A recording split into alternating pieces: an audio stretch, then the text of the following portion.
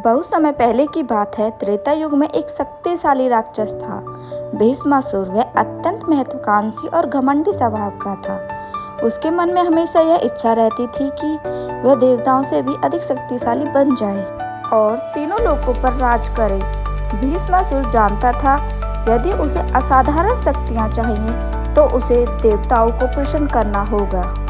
उसने तय किया कि वह भगवान शिव को प्रसन्न करेगा, क्योंकि वे भोलेनाथ हैं और वे अपने भक्तों को जल्दी वरदान दे देते हैं।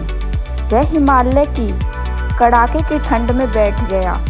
वर्षों तक उसने कठोर तप किया, ना भोजन ना जल, केवल ओम नमः शिवाय का जाप। उसकी तपस्या इतनी तीव्र थी कि देवताओं का सिंहासन हिल उठा।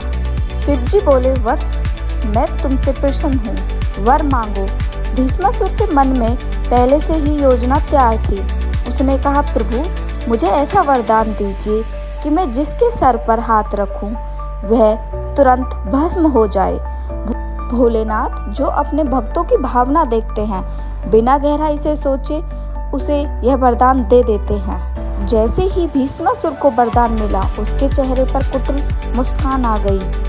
शिव से वरदान पाकर उसे अपनी शक्तियों पर घमंड हो गया। अचानक उसके मन में विचार आया, क्यों न अपना वरदान शिव पर आजमाया जाए।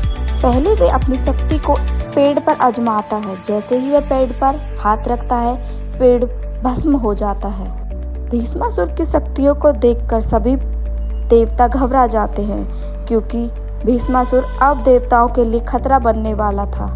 अब वह अपनी शक्तियों को शिव पर आजमाना चाहता है। शिवजी समझ गए भीष्मासुर के मन में कपट है। वे तुरंत वहां से भागे। भीष्मासुर उनके पीछे पीछे दौड़ने लगा।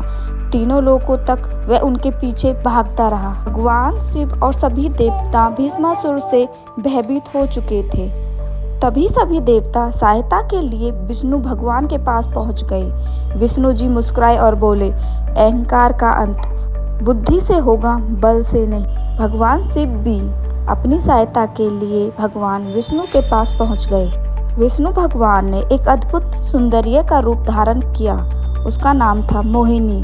मोहिनी इतनी आकर्षित और मनमोहक थी, सभी देवता उसे देखकर मोहित हो गए। लंबी गर्दन, सुंदर आंखें, लंबे लंबे बाल और लाल रंग की साड़ी।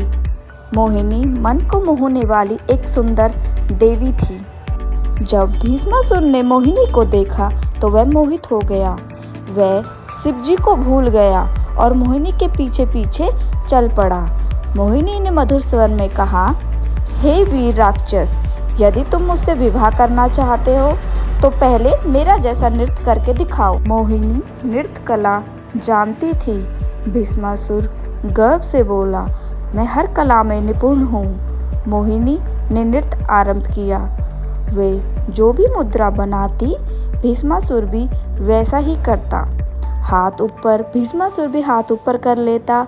कमर झुकाती तो भीष्मासुर भी अपनी कमर झुका लेता। अंत में मोहिनी ने एक चतुर्भुज मुद्रा बनाई। उन्होंने अपना दायां हाथ अपने सर पर रख दिया। भीष्मासुर, जो पूरी तरह उसके बस में था, बिना सोचे समझे वही करने लगा।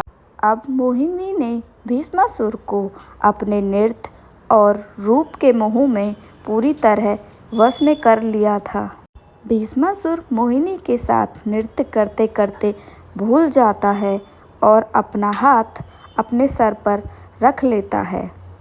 उसे थोड़ी ही देर में अपनी गलती का आभास हो जाता है। उसका शरीर जलने लगता है। अब भीष्मासुर विष्णु के जाल में फंस जाता है। क्षण भर में ही उसका शरीर राख में बदल जाता है।